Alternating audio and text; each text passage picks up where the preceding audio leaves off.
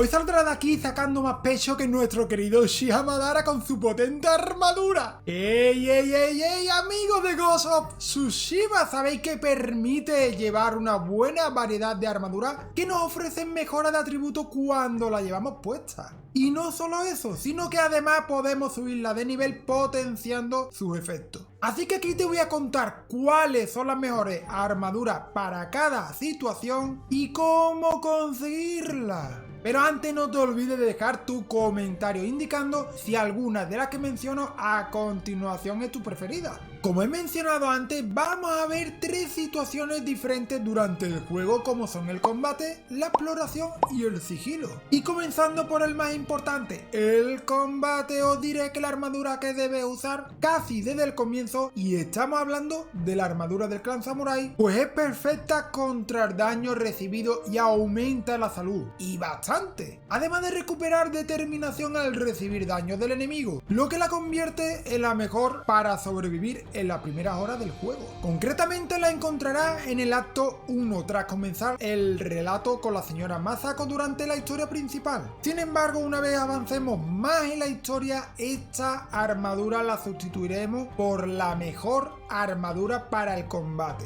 Y sí, señor, nos estamos refiriendo a la armadura del clan Sakai. Pero no preocuparos porque no tenéis que buscarla, ya que solita vendrá a nosotros durante la historia, justo en la misión del fantasma del pasado en el acto 2. Esta armadura te mejora el daño que hace a los enemigos, aumenta tu salud y además te da la oportunidad de acabar con más enemigos durante los enfrentamientos. ¡Hasta 5!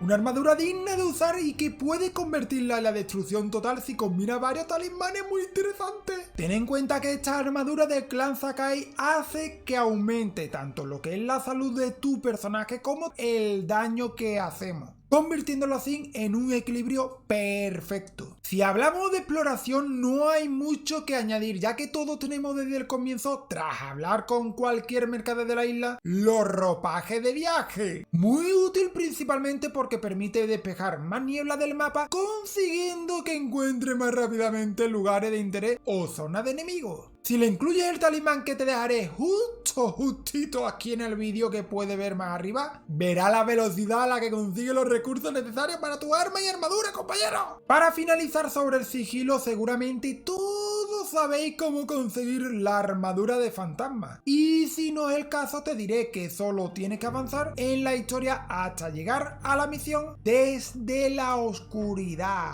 tras hablar con Yuna en el acto 2. Esta armadura es perfecta para el sigilo, ya que reduce de forma considerable la velocidad a la que te detectan los enemigos, además de hacerlo huir rápidamente, convirtiéndose así en la mejor armadura para asesinar de forma silenciosa. Si tuviese que elegir una sola armadura entre todas, tengo muy claro que me quedaría con la armadura del clan Sakai. Para mí, la mejor armadura de todo el juego. Recuerda además aplicar varios talismanes para poder así equilibrar al personaje con atributos muy importantes y de esa forma facilitarte la supervivencia en la isla de Tsushima. Si tienes alguna duda de cuáles son los mejores talismanes, déjamelo en los comentarios que te ayudaré, compañero. Y como siempre, espero que haya gustado el vídeo y no te olvides de dejar un fuerte likeazo. Nos vemos en el siguiente vídeo.